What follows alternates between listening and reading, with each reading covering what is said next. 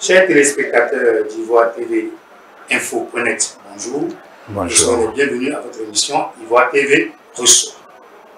Le port autonome d'Abidjan, l'un des poumons de l'économie ivoirienne, regroupe plusieurs secteurs d'activité, dont le port de pêche. Ce secteur d'activité, pourvoyeur d'emplois et maillon essentiel en protéines animales, fait beaucoup parler de lui au niveau du poisson-thon dans toute l'Afrique, voire le monde entier. Parmi le poisson-thon, il y a une variété appelée le faux-thon, également prisée par la population ivoirienne. Qu'est-ce que le faux-thon? Comment se retrouve-t-il dans nos assiettes? Voici des questions auxquelles va tenter de répondre M. Touré Mamadou Ben, directeur général de la Société des marailleurs grossistes. Bonjour M. Touré. Bonjour cher frère. Pour suivre toutes nos émissions en direct, il vous suffit de vous abonner sur notre page officielle Ivoire TV Info.net et également sur YouTube. Alors M. Touré, depuis quand existe la Société des marailleurs grossistes? Et à quoi consiste le travail des marailleurs? Merci beaucoup, cher frère. Merci d'avoir fait le déplacement vers nous, parce que c'est ce que nous avons toujours demandé, venir vers la vérité, pour savoir ce qui se passe réellement dans le milieu du thon. Quand on dit faux thon, le faux thon, c'est péjoratif, le faux. Sinon, c'est le thon, c'est le poisson thon. C'est une famille, c'est une variété qui est prise, qu'on appelle le thon garba. Mais le faux est venu à partir de... C'est la douane qui a trouvé une appellation pour pouvoir taxer les taxations, pourquoi on a mis faux thon. Nous sommes marailleurs grossistes, importateurs du thon. Marailleurs, ça veut dire que c'est nous achetons sur les bateaux. Et quand on achète sur les bateaux, c'est là on a un agrément qui est fourni par le ministère de la Production animale et halieutique. Donc, c'est cet agrément qui fait de nous marailleurs au port de pêche. Maintenant, SDMG existe depuis 2010. SDMG existe depuis 2010, mais nous, on était seulement mariés. Mais depuis ma prise de fonction en tant que DG, nous faisons l'importation. Parce que quand on dit le faux thon, normalement, c'est les rejets des usines, des conserveries. Mais ça, ces rejets-là sont maintenant minimes pour la consommation locale. Donc nous, maintenant, nous battons pour importer du thon, faire venir les bateaux pour pouvoir servir la population ivoirienne. Donc SDMG est l'un des majeures sociétés, pour ne pas dire la première société d'importation de thon en Côte d'Ivoire. On vous a bien compris, M. Touré Ben Mamadou. Alors, comment devient-on marailleur? Non, c'est très simple. Hein.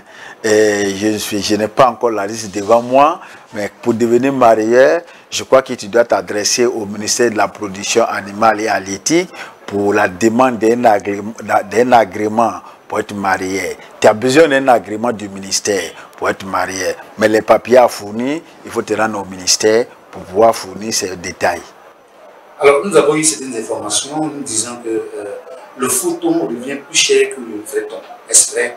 Et comment est-ce que cela est possible? Mon cher frère, ceux qui vous disent ça, ils ne sont pas sur le marché. Ceux qui vous disent ça, ils ne sont pas des acteurs du thon.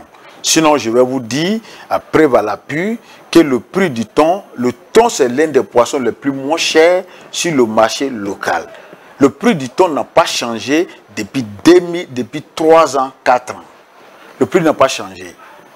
Le prix n'a pas changé. Je vais vous prendre un exemple. Hein. Les capes que vous prenez, tilapia, c'est qu'on prend pour faire poisson à la braise, tout ça, de 10 kilos, c'était à 10 000 francs le kilo. Mais aujourd'hui, c'est 16 000, 15 000, 16 000. Il y a eu combien? Ça veut dire le kilo à combien? Près de 6 000 francs le kilo. Bon, ça dit près de 1000 et quelques. 1000 et quelques par kilo sur 10 kilos. Mais alors que le poisson, nous, société SDMG ici, nous avons vendu le poisson entre 750, 800. Le maxi, c'était 900. Avant. Non, je vous ai dit tout à l'heure qu'il n'y a pas de faux thon. Quand l'armateur affrète, quand nous faisons venir le bateau, c'est nous qui affrétons les bateaux. Avec les usiniers, les conserveries, nous prenons sur le même bateau.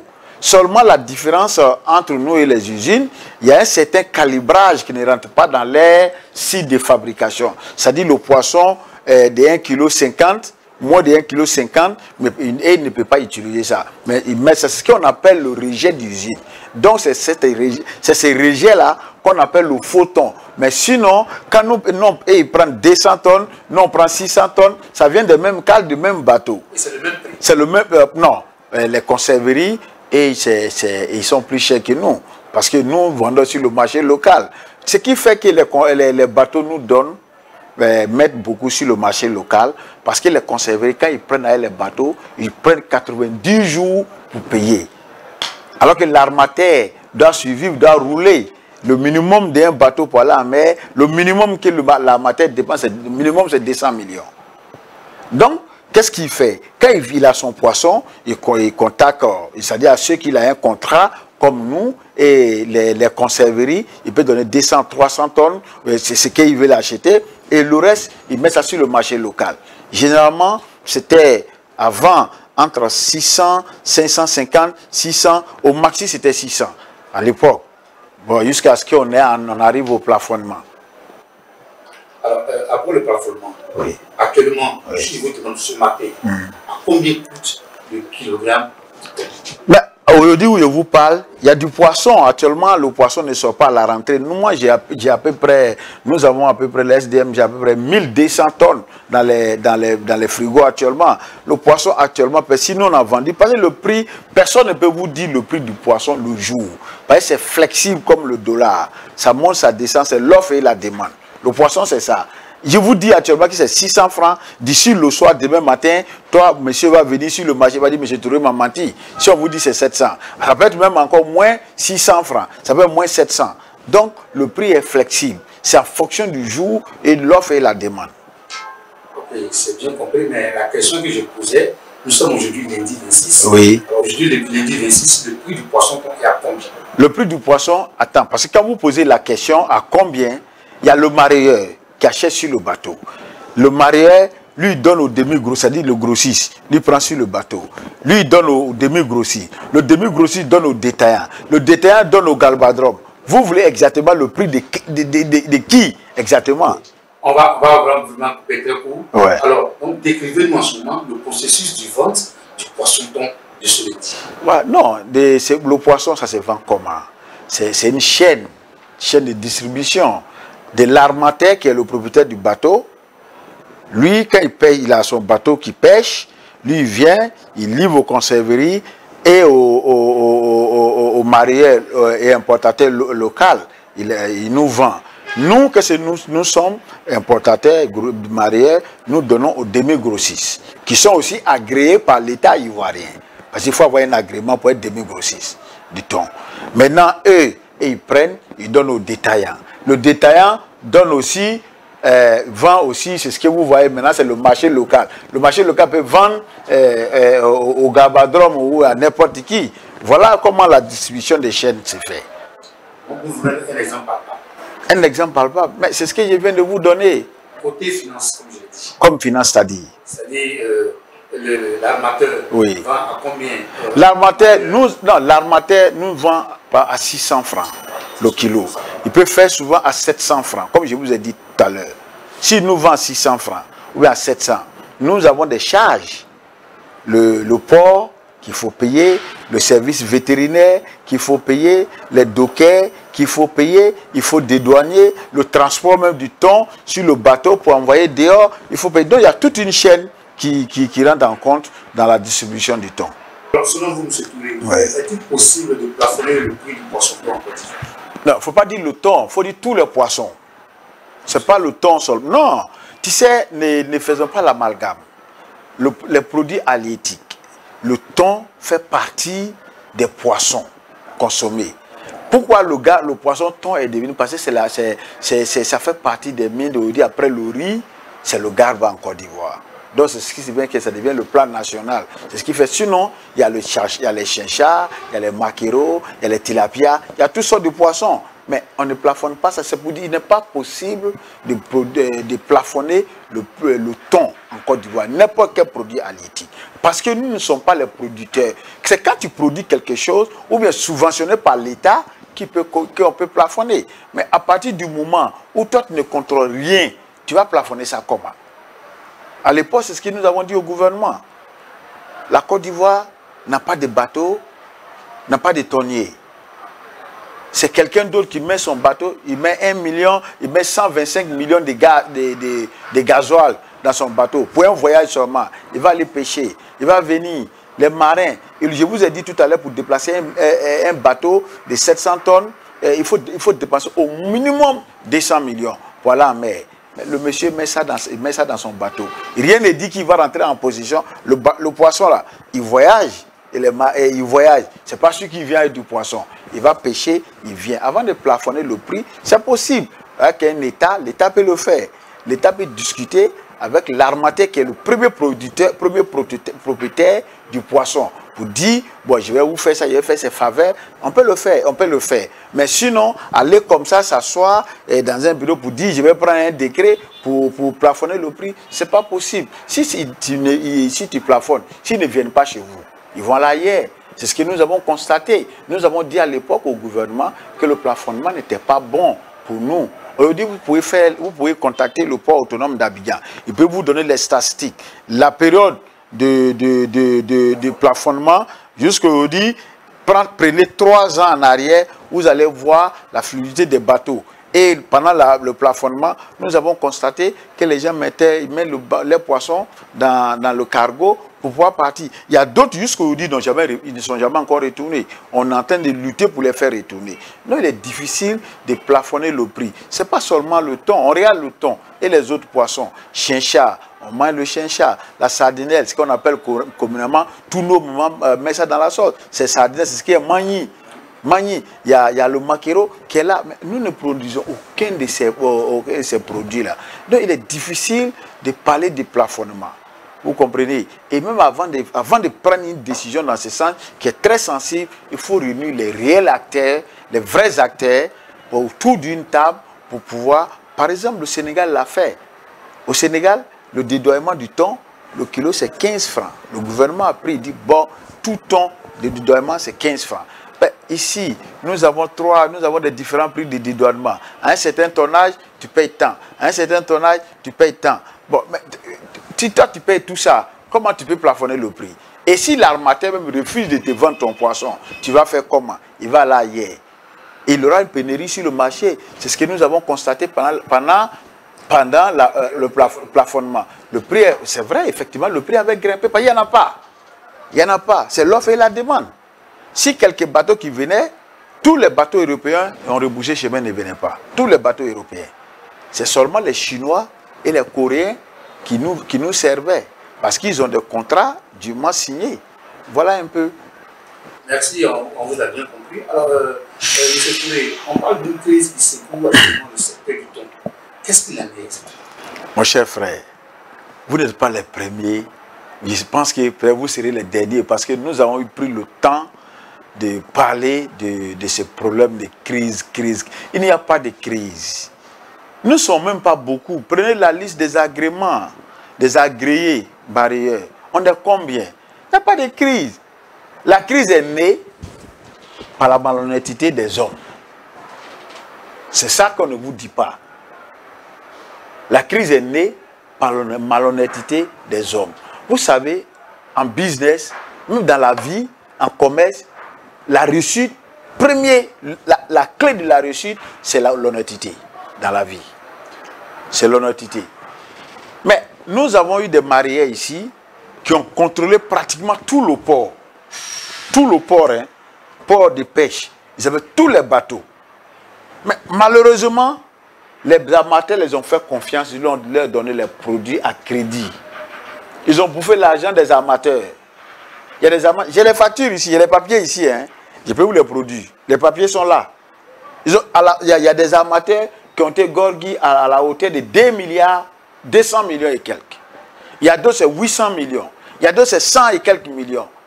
Donc, ce sont ces gens-là. Il n'y a pas des, c'est un groupe. Quel est ce groupe? C'est Inter-Océan. Vous voyez, quand il y a eu tout le problème de plafonnement des prix, c'est eux qui se lèvent, qui disent soutiennent plafonnement, on n'a qu'à plafonner les prix. Mais vous avez vu un voleur qui dit qu'il va au commissariat pour dire je suis un voleur, attrapez-moi pour me mettre en prison. Ou bien vous avez vu un commerçant qui va vous dire ouais, voir le gouvernement, je gagne trop de bénéfices, venez m'enlever des crédits parce que j'ai fait blanchiment d'argent. Vous avez vu ça quelque part? Mais si un groupe fait ça, c'est qu'il se reproche quelque chose. Au fait, ils veulent créer une pénurie artificielle pour empêcher les bateaux. Ceux qui les doivent là, ceux qui doivent, ils ne veulent plus que ces gens-là viennent ici. C'est tout le problème. C'est pourquoi ils vont de bureau en bureau. Mais demandez-les, ceux qui disent qu'ils soutenaient le plafonnement là, il n'y a pas un qui a vendu 1 kilo en 2 ans. 1 kilo de poisson. Mais c'est eux qui se promènent dans la presse pour dire partout, on doit, le poisson est cher. Mais même si c'est cher, même si on fait les poissons à 100 francs au dit, toi tu n'en as pas pour vendre. Donc voilà, il n'y a pas de crise. C'est la malhonnêteté. C'est eux qui se promènent dans les bureaux. Pourquoi tout? Ils ont volé beaucoup d'argent. Donc ils distribuent aux gens, ils distribuent à la presse, ils font les conférences, jusqu'à même ils vont louer des cyberactivistes pour venir. C'est ça, c'est pur et simple. Sinon il n'y a pas de crise ici. Est-ce que le commerce même n'aime pas le bruit? Quelqu'un qui fait bruit là, il faut remarquer dans la vie que ce n'est pas un bon type. Sinon il n'y a pas de crise ici. Hein. Nous on veut vendre nos poissons. Moi actuellement, mon souci premier, c'est de pouvoir avoir signer beaucoup de contrats pour ravitailler la Côte d'Ivoire au maximum en thon. Ça, c'est mon rêve. Vous voyez. Mais sinon, courir de bureau en bureau, aller voir la presse ici, faire ça. Je n'ai pas ce temps. Cet argent qu'il prend pour distribuer, là, il peut faire prendre ça pour voyager, pour chercher des contrats. Alors, nous revenons de façon que votre PDG, en l'occurrence M. Moumouni, aurait un cartel au sein du port. Qu'est-ce qu'il en est? Je vous ai dit, mon frère. Est-ce que vous mesurez le mot cartel? Moi, j'ai fait les États-Unis. Quand on dit un cartel de dealers, vous savez ce que ça veut dire? Le mot est grave. C'est grave. Ceux qui parlent de cartel, là, mais c'est eux-mêmes les cartels. Moumouni que vous voyez là, il ne sait pas écrire ni lire. Mais il a tout fait, il faut lui tirer le chapeau. Il ne sait pas écrire son nom, il ne sait pas lire son nom. Ces gens que je venais de parler de lui là, c'est eux ils travaillaient pour Moumouni pendant 14 ans. Je t'ai dit tout à l'heure, Inter-Océan. Le président d'Inter-Océan s'appelle Arnaud Jérôme. Et celui qui était son chef de quai, chef personnel, s'appelle M. Tagro Müller. Et il y avait son coursier qui s'appelle Tano Jules. Il s'est dit, il est directeur des relations extérieures d'Inter-Océan. Jérôme est le président d'Inter-Océan. Tagro est membre d'Inter-Océan. Voici les 3 personnes qui se promènent pour dire que Momo est cartel. Ils ont travaillé avec lui pendant 14 ans. La chaise que j'occupe là, c'est Jérôme qui était ici. Je vais vous expliquer, je vais dire quelque chose aujourd'hui, peut-être qu'il va vous surprendre. C'est Jérôme, Momo que vous voyez là. Il a pris Jérôme grattait poisson à Aéron ici. Les gens sont là encore, tout le monde n'est pas encore mort. Il a pris, quand on dit il a pris, il a nettoyé là. Il a pris, il a fait sa tôlerie, il a nettoyé. Puis il a fait de lui son directeur général. Mais quand je vous ai parlé de malhonnêteté, le monsieur les a fait confiance à 100%. Comme ils ne savent pas lire, ils ont trafiqué toutes les bases de données de la société. Ils sont allés créer Inter-Océan. C'est-à-dire le monsieur est tombé. Il était le seul Africain qui avait un bateau. Le seul Africain qui avait un bateau, qui avait un tonnier. En Côte d'Ivoire ici. M. Moumouni. Les Jérôme étaient... J'ai dit c'est la chaire de Jérôme, il était son directeur général. La société SDMG là. C'est Jérôme qui était le directeur. Il a pris les données et il allait créer sa société qui était Inter-Océan. Il a pris tous les contrats que les autres sociétés, français, coréens, chinois, tout, pendant des années. C'est lui qui contrôlait le port en matière. C'est dans ça qu'il a eu tous les contrats, qu'il a détourné, il a bouffé l'argent des armateurs. Il a bouffé l'argent de 2 milliards. 2 milliards, ce n'est pas 2 000 francs, hein. Ce n'est pas 10 000 francs aussi, c'est 2 milliards. 2 milliards 200 et quelques millions. Ça, c'est pour uniquement pour Panophile. La société française, ils avaient une dette de 800 millions et quelques. Aujourd'hui, quoi qu'ils ont payé 500, il reste 300. Et M. Lee, qui est fishery, qui est au Ghana, c'est 141 millions. J'ai encore les factures ici, quand ils sont là en justice. Ils ont perdu 141 millions. Ils doivent avoir, M. Lee, à l'heure où je vous parle, 695 millions. Mais arrêtons la malhonnêteté. Et puis encore, quand ils ont créé les sociétés, je les attends dire qu'on transporte l'argent pour aller sur les bateaux, pour aller donner aux amateurs. Mais qui a fait ça? Je vais vous montrer les documents qui affrètent à ça. Jérôme, quand il était tout puissant au port ici, en une année, il a transféré, il a payé, fait versement de 1 milliard et quelques sur un bateau, sur les bateaux. Donc c'est les vrais cartels. En réalité, c'est les anciens, ce qu'ils faisaient avant là. C'est ce qu'ils viennent de révéler au Dieu du monde. Parce qu'il n'a rien encore. Mais il ne faut pas te sauver après que tu sois dans le coma. Aujourd'hui, Jérôme ne peut rien faire pour la population ivoirienne. Son temps est passé. C'est Dieu qui peut faire le changement. C'est possible. Parce que Moumouni aussi, quand ils ont tapé Moumouni comme ça, Moumouni était il venait s'asseoir ici. Il n'avait même pas 1000 francs, quelqu'un qui était milliardaire. 1000 francs. On mangeait APF dans le bureau ici, quand je suis venu des États-Unis. On mangeait APF. Jusqu'à aujourd'hui, moi, je n'arrive plus à manger APF parce qu'on a tellement mangé ça. Mais on s'est mis ensemble. Moumouni et moi, nous avons travaillé, nous avons voyagé. Les gens nous ont fait confiance. C'est pourquoi je vous ai dit tout à l'heure que la réussite, la clé de la réussite, c'est l'honnêteté. Il a été honnête avec ses anciens amateurs qui étaient allés avec Jérôme. Quand Jérôme les a tapés, ils sont venus ici. Jérôme les a donné des faux chèques pour réparer les bateaux ici. J'ai les chèques ici. Des faux chèques à Carena. Les chèques sont là. Les chèques sont revenus, comment vous appelez ça ici? Des banques chèques impayés. Les chèques sont là. C'est comme ça qu'ils ont marché, ils sont venus nous trouver ici. Ils ont demandé à Moumouni, il faut nous prêter de l'argent, il faut qu'on retire nos bateaux. Nos bateaux sont là, les bateaux ont été saisis par Carena. Tu sais, c'est le matin qui dit que j'ai mes témoins dans l'eau. Il y a une vieille qui est en face ici, la maman Aya, c'est une dame Agni. La maman Aya, c'est la maman de Moumouni, sa maman adoptive. Moumouni a marché, aller voir la vieille. Pour expliquer, c'est la dame qui a fait un chèque de 200 millions. C'est comme ça, nous sommes partis, hein. Qu'elle a fait les 200 millions, dit bon, donne les 100 millions, l'autre garde en garantie. C'est comme ça que nous avons donné les 100 millions à Carena. Ils ont lâché les bateaux. Ce que je vous dis là, les preuves sont là, hein. Ce n'est pas des trucs, il y a les preuves qui sont là, je peux vous donner. Dessus, même devant le procureur de la République, je peux lui fournir les documents. C'est comme ça qu'ils sont allés, ils ont fait sortir les bateaux. Ils ont appelé, ils sont allés voir un autre encore qui s'appelle Badra, établissement Badra. Ils ont emprunté de l'argent encore pour pouvoir ravitailler les bateaux pour aller en mer. C'est quand ils sont revenus, ils disent, bon, comme Jérôme avait l'exclusivité de tous nos 9 bateaux, maintenant nous allons partager en 3. En 3, il est parti à Moumouni, il est parti à Badra, il est parti à Inter-Océan, représenté par Jérôme. Mais maintenant, pour Jérôme, il devait payer cash parce qu'il doit 2 milliards et quelques. Comme il ne pouvait pas payer cash, il a arraché le marché. Voilà d'où est parti le problème du thon en Côte d'Ivoire. Parce qu'ils ont tout perdu.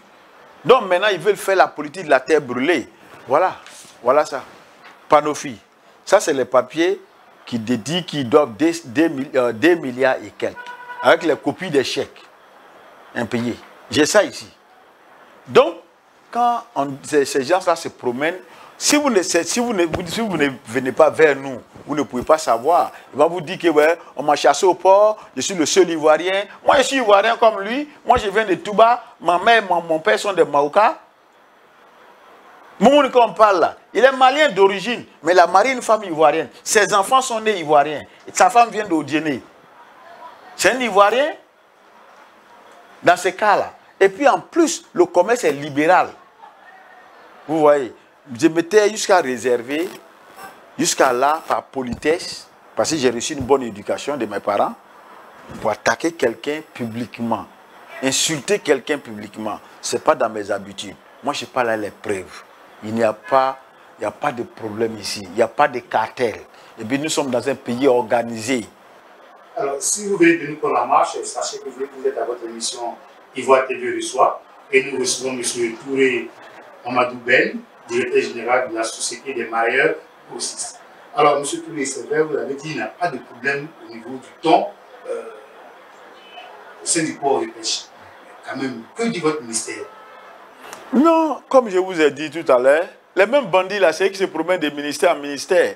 Mais ils ne disent pas aux ministres qu'ils doivent, hein, aux armateurs. Ils ont un, tu sais, le malhonnête là, il est intelligent. Il dit non, comment tout le monde crie la vie chère. Et ils vont dire non, le temps est trop cher, on veut lutter pour la population, pour que le poisson revienne moins cher, on a qu'à proposer un prix, si le prix on ne paye pas. C'est ce qu'il dit au ministre. Mais le ministre il veut aider la population. Quand tu attends ça, quelqu'un vient vers toi, il te dit que ouais, je suis le premier Ivoirien, le premier à marier. Donc, il devient, le ministre est sensible à ça. Même moi-même, je suis sensible à ça. Je mange du garba, je suis issu d'une famille pauvre. Moi, je suis un enfant d'Abobo. Est-ce que my garba hier plus qu'à Bobo? Mais quand on me dit que le garba, le prix va devenir moins cher, mais c'est des bandits. Sinon, ce monsieur, il a contrôlé le port ici. J'ai les factures ici, hein, comme je vous dis. En 2017, il payait le kilo de thon à 580. Je vous ai montré ça tout à l'heure. 580. Comment quelque chose que toi, tu payais en 2017 à 580, toi, tu te vas dire au ministre Audi que les amateurs n'ont qu'à te vendre ça à 400. En 2019, il payait à 650. 2019 à 2022, il y a combien d'années? Les prix ont diminué ou les prix ont augmenté? Si ce n'est pas la malhonnêteté. Mais le ministre, le président est sensible quand il veut aider la population. Mais ils ne vont pas dire que ouais, nous sommes tombés, nous avons bouffé l'argent des mariés. Ils ne disent pas ça. Mais alors que c'est ça qui est la vérité. Sinon, il avait la possibilité de diminuer le prix du thon. S'il lui payait à 580, qui vendait à 580 à l'époque là, le prix, comme je vous ai dit tout à l'heure, depuis 3 ans, 4 ans, le prix n'a pas changé sur le marché local. Les grossistes ont vendu au même prix. Ça veut dire que lui, il avait ça moins, mais il vendait ça plus cher. Il faisait les voyages aller en France, en Europe, tout. Il a payé les maisons. Qui dit d'où provient cet argent? Qui nous dit ça? C'est l'argent volé? Alors, nous allons allègrement vers la fin de notre émission. Quel appel pouvez-vous lancer votre ministère aux autres marieurs et à la population ivoirienne? Non, je dirais à la population ivoirienne. D'abord, c'est la population ivoirienne. Qu'il ne faudrait pas qu'ils écoutent les bandits. Les bandits, là, ils vont créer plus de problèmes à la population. Vous avez constaté, quand ils sont allés dire en cas plafonné, là, le prix a augmenté ou bien ça a diminué? Est-ce que c'était ça en faveur de la population? Ça a été fait en faveur de la population ou au détriment de la population? Les démarches là. Le mot est noble pour dire on va diminuer le poisson. Est-ce que ça a diminué? Il paye aujourd'hui plus cher. C'est ce que nous avons lutté à l'époque. C'est ce qu'on disait au gouvernement, qu'il faut qu'on s'asseye pour discuter. Parce que ça là, c'est la population qui va payer le prix. Si quelque chose qui est à 600 à 700, que tout le monde, 200 personnes pourraient payer. Il n'y en a plus. Maintenant, on te dit que c'est 100 kilos, c'est 20 personnes qui peuvent payer. Finalement, ça devient de l'or et ça devient cher. Et le thon était devenu rare en Côte d'Ivoire. Je vous dis, actuellement, quand vous arrivez au Sénégal, hier, j'ai parlé aux Sénégalais, c'est 750. Le site a pu avoir 725 le kilo. 750 le kilo là-bas. On va vendre ça ici à combien? Comme je vous dis, le prix est international. Mais les mêmes bandits là disaient au ministère là-bas que là-bas au Sénégal, on vend 200 francs. Ils disent même que sinon, si nous on ne paye pas, personne ne mange le thon, on va jeter en mer. Moi, je n'ai pas encore vu cimetière de poissons dans l'eau. Hein. Moi, je n'ai pas encore vu ça. J'ai voyagé, mais je n'ai pas encore vu cimetière de poissons dans l'eau. Mais la réalité, c'est ça. C'est de dire à la population, ceux-là, les bandits là, ils ont volé beaucoup d'argent, hein, par 2 milliards et quelques, 3, ils ont volé plus de 3-4 milliards. Parce que quand tu additionnes toutes les sommes, c'est beaucoup. Donc, mais nous, on est là, on est sereinement au port de pêche ici. Nous travaillons, nous luttons pour pouvoir approvisionner la population ivoirienne en garba. Pour vous dire que c'est des bandits, ils sont allés un matin, on dit, il y a un qui s'appelle Issa Kafando, lui il est marié. Il n'a jamais vendu 1 kilo de poisson. Du jour au lendemain, ils ont les dernières conférences, il est devenu président des Garbadromes, secrétaire général de la Fédération des vendeurs de Garba. Des barrières, il est devenu vendeur de Garba. C'est des bandits. Mais moi, je ne vais pas rentrer dans tout ça. Bon, le ministère a été, le gouvernement est très sensible à nos problèmes. Je dis merci aux membres du gouvernement, au ministère de la production animale et halieutique, et aussi spécialement au DICAP, et aussi au ministère du commerce, qui ont compris. Parce qu'ils sont venus ici, on est monté avec eux, quand les gens mettaient les poissons dans les conteneurs pour envoyer en Europe. On allait même au large, ils sont montés dans les pirogues, ils ont vu les réalités. Ben, je pense que la réalité est là maintenant. Nous avons proposé à l'époque, et nous sommes là-dessus encore, parce qu'il y a beaucoup de parties qui rentrent, en jeu dans la commercialisation du poisson. C'est vrai, nous sommes les mareyeurs importateurs, il y a la douane qui rentre en compte, il y a le ministère de la production animale et halieutique, il y a le ministère du commerce, donc il y a le ministère du budget, tout ça qui rentre en jeu. Donc, on avait proposé de faire un séminaire ensemble. Parce que c'est nous qui savons, c'est le malade qui sait où il a mal. C'est nous qui pouvons dire au gouvernement, voici ça, voilà nos propositions. Et nous sommes en train de travailler dans ce sens, hein, pour nous asseoir autour d'une table, un séminaire. Et le président de notre fêtière, la FENACI, dans ce sens-là, on a eu à échanger avec la fêtière. Nous allons très bientôt nous retrouver en séminaire pour pouvoir proposer quelque chose au gouvernement, pour que le gouvernement nous aide. Et puis, l'appel que je peux lancer, pour avoir un peu la vie moins chère, c'est d'avoir des bateaux. Si nous avons nos bateaux, on peut fixer le prix. Mais nous n'avons pas. Vous voulez parler de l'État de Côte d'Ivoire? Oui, pas de l'État de Côte d'Ivoire. C'est de nous aider, nous les Ivoiriens, à avoir notre bateau, nos tonniers, au lieu qu'on puisse toujours aller vers les autres. Si nous avons nos tonniers, si moi, Touré Mamadou, DGDS, DMG, je deviens amateur, j'ai au moins 3 bateaux qui va seulement même, qui pêche 200 tonnes. Hein? Chaque semaine, j'ai au moins 200 tonnes sur le côte ici. Mais dans le mois là, il faut calculer, c'est beaucoup de tonnage. Chaque 2 semaines, il y a 200 tonnes. Chaque 2 semaines, il y a 3 bateaux de ça. Ça va me faire combien? 600 tonnes en un mois, même 1000 tonnes en un mois. On vous a bien compris, M. Touré, nous sommes pratiquement au terme de notre émission. Alors, que pouvez-vous dire pour clore cet entretien? Non, je dirais merci d'abord à vous les journalistes d'être venus vers nous pour savoir la vérité. Parce qu'il y a beaucoup de bruit. Quand tu lis les journaux, tu t'affoles, tu as peur. Tu penses que même ici, là, on tue l'homme. On ne tue pas l'homme. Nous vendons du poisson. Hein? Nous vendons du poisson et nous allons tout faire avec les autres mareyeurs, importateurs. Nous allons tout faire pour fournir le marché du thon. Moi, nous voyageons. Je pense que ça, c'est notre premier travail. Fournir le marché ivoirien. Et nous allons nous atteler à faire ça. Que les gens oublient le Garba, Inch'Allah. Hein, je vais vous dire, vous pouvez comprendre que nous sommes tellement soucieux de la jeunesse ivoirienne. Garba, c'est un jeune frère. Quand il est venu il nous a présenté son projet, nous avons dit, bon, nous allons vous accompagner dans notre projet. On va vous donner le poisson au prix du bateau, sans taxe ni frais. Mais c'est notre participation aussi au projet de la jeunesse. C'est notre devoir. Donc c'est ce que nous faisons. Nous disons à la population, on vous dit merci. On dit aussi à nos partenaires merci de continuer à nous faire confiance toujours, que nous allons travailler dans ce sens. Voilà, mesdames et messieurs, ici prend fin votre émission préférée, Ivoire TV reçoit. Nous recevions M. Touré Mamadou Ben, directeur général de la Société des mareyeurs grossistes. Avec lui, nous avons épilogué sur le poisson-thon. Vous pouvez toujours suivre cette émission sur YouTube et également sur notre page Facebook officielle, Ivoire TV Info.net. Et pour tous ceux qui souhaiteraient nous recevoir, il suffit juste d'appeler aux différents numéros qui s'affichent au bas de l'écran.